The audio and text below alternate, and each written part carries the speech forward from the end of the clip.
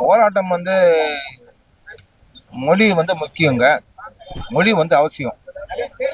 அதுவும் தாய்மொழி என்பது தவிர்க்க முடியாது. வாங்க, தாய்மொழி என்பது தவிர்க்க முடியாது. தாய்மொழியில தான் நம்ம சிந்திக்க முடியும். அந்த தாய்மொழியை தவிர்த்து வேற மொழி ஒண்ணுன்னா இணைப்பு மொழி என்பது ஆங்கிலம் தான். அதை நம்ம சொல்லலாம். ஆனால் நம்ம எப்படி சிந்திக்கிறோம்? தாய்மொழி. அப்படி எங்க தாய்மொழிக்கு நீ ஆப்பு வைக்கிறிய. அதாவது ஹிந்தி கத்துக்கோ, ஹிந்தி கத்துக்கோ, ஏன்னா 3ஆம் மொழி ஹிந்தி தான். ஹிந்தி கத்துக்கோன்னா எங்க மொழிக்கு நீ ஏதோ விலங்கம் பண்ண வர, எங்க மொழிக்கு நீ விலங்கம் பண்ண வர. ஏன்னா என்ன உங்களுக்கு இவ்வளவு பணம் கொடுக்குறோம், உனக்கு இவ்வளவு கொடுக்குறேன்னா எங்க மொழிக்கு கொடு, எங்க மொழிக்கு கொடுங்க. எங்க மொழிக்கு எந்த சலுகையுமே கிடையாது. தாய் தமிழ் பள்ளிங்க ரொம்ப ரொம்ப தூரத்துல இருக்கு. ஆகவே எங்களை பொறுத்த வரைக்கும் எங்களது மொழி, எங்களது இனம், இது ஒரு அவசியமான ஒரு தேவை. அதற்கு ஒரு அரசியல் என்பது தமிழ் தேசிய அரசியல் தான். மொழி படிப்பு என்பது தமிழ் வழி கல்வி தான். இதை கொண்டுதான் நாங்கள் தமிழ்நாட்டில் வேலை வாய்ப்புகள், இன்னும் தமிழ் ஆட்சி மொழி, தமிழ் வழிபாட்டு மொழி, தமிழ் உயர் அறமன்ற மொழி, எல்லாத்துக்கும் தமிழ் வேணும். அததான் தமிழுக்கு ஒரு ஆற்றல் இருக்கு. அதாவது வினை தமிழ், அது ஒரு வினையாக செயல்படக்கூடிய ஆற்றல் இருக்கு தமிழுக்கு. ஆகவே எங்களுடைய குறிக்கோள், எங்க தமிழ்நாட்டில் தமிழ் தான் முதன்மையா இருக்கணும், தமிழ் வழி கல்வி தான் முதன்மையா இருக்கணும். மற்றபடி எங்களுக்கு இந்த மும்மொழி கொள்கை எங்களுக்கு எதிரானது. தமிழ் தேசியம் இதை கடுமையாக எதிர்க்கிறது. வணக்கம் நண்பர்களே. இந்த இந்தி எதிர்ப்பு போராட்டம் என்பது நமது இரத்தத்தில் ஊறிய மாணவர்கள் எழுச்சியாக பல ஆண்டுகளாக நடந்து வருவது. அதே நேரத்தில் இந்தி திணிப்பு என்பதும் அவ்வப்போது தொடர்ந்து வருவது. நாம் இங்கு என்ன உணர வேண்டும் என்றால், இது மொழிக்கான போராட்டம் என்பதனை தாண்டி தமிழ்நாட்டின் இறையாண்மைக்கான போராட்டம் என்பதனை உணர்ந்தால் மட்டும்தான் இந்த போராட்டத்தில் இருந்து நாம் முழுமையாக விடுபட்டு வெற்றியோடு வர முடியும். அல்லது என்றால் இன்னும் பல நூற்றுக்கணக்கான தமிழர்கள் போராடி மாண்டு கொண்டிருப்பார்கள், போராடி கொண்டிருப்பார்கள். இதற்கு முடிவில்லாமல் போகிவிடும்.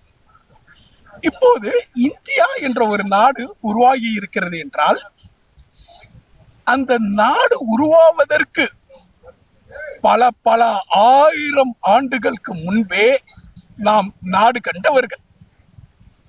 லெமோனியா கண்டமே நமக்கு சொந்தமாக இருந்தது. அதுக்கு அடுத்தது சேர, சோழ, பாண்டிய நாடுகள். இப்போது வெறும் மாநிலம் என்ற ஒரு குறுகிய நிலப்பரப்பில் இந்தியா என்ற ஒரு கூட்டமைப்பில் அங்கமாக மட்டுமே வாழ்ந்து கொண்டிருக்கிறோம். இப்படி இருக்கும்போது மூலம் புரிந்து கொள்ளாமல் நாம் மொழி காப்பதாக போராடுவது என்பது நாம் இலக்கை புரிந்து கொள்ளாமல் பயணிக்கும் ஒரு பயணமாகும். எனவே நண்பர்களே, அன்பு கூர்ந்து நாம் எந்த இலக்கை நோக்கி பயணிக்க வேண்டும் என்பதை புரிந்து கொள்ளுங்கள். புதிய கல்விக் கொள்கையில் அதிகமாக பேசப்படுவது இந்திய கூட்டமைப்புக்கே சம்பந்தம் இல்லாத அல்லது இங்கு பிறக்காத ஒரு மொழி சமஸ்கிருதம். இதைத்தான் அதிகமாக பேசுகிறார்கள். இது எப்படி இந்தியாவுக்கான கல்விக் கொள்கையாக இருக்க முடியும்? இவர்கள் சொல்லும் பாடத்திட்டமே, அதாவது 3வது மொழி, அதாவது 5ஆம் வகுப்பு வரை தாய்மொழி கல்வி. என்னையா தாய்மொழி கல்வி? நீ மாநிலத்தை எப்படி பிரிச்சிருக்கிற? மொழி வாரியமா பிரிச்சிருக்கிற. இப்ப மொழி வாரியமாக பிரித்து விட்டு நீ அந்த மாநில மொழி கல்வி என்று சொல்லாமல் அவரவர் தாய்மொழி கல்வி என்று சொன்னால் நீ யாரை ஏமாத்துகிறாய்? அப்ப இங்க வர்றவங்க எல்லாருக்கும் அங்கங்க இந்த நாட்டை ஒவ்வொரு மாநிலத்தையும் சொந்தம் கொண்டாடிடணும். மாநிலத்துக்குன்ற இறையாண்மை இருக்கக்கூடாது.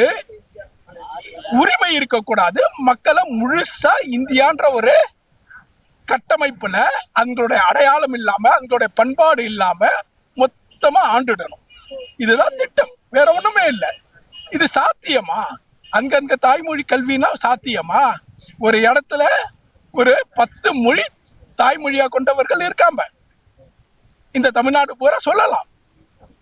அப்ப ஒவ்வொருத்தவங்களுக்கும் அங்கங்க தாய்மொழி இல்லைன்னா எப்படி பள்ளிக்கூடம் நடத்துறது? 10 பேருக்கு ஒரு இடத்துல நடத்துறதா, இல்ல 5 பேருக்கு நடத்துறதா, இல்ல நீங்க சொல்ற மாதிரி வீட்டுக்கு போய் கல்வி நடத்துறதா? என்ன சொல்ல வருங்க? ஒரு கல்வி கொள்கைனா அதுக்கான செயற்பாட்டு நெறிமுறைகளும் இருக்கணும். உங்கள்ட்ட அது இல்லையே. அப்ப நீங்க என்ன வஞ்சகம் செய்ய விரும்புறீங்கன்றது மட்டும்தான் அந்த கல்விக் கொள்கையில இருக்குதே தவிர உண்மையான நடைமுறை இல்லை. நன்றி, வணக்கம்.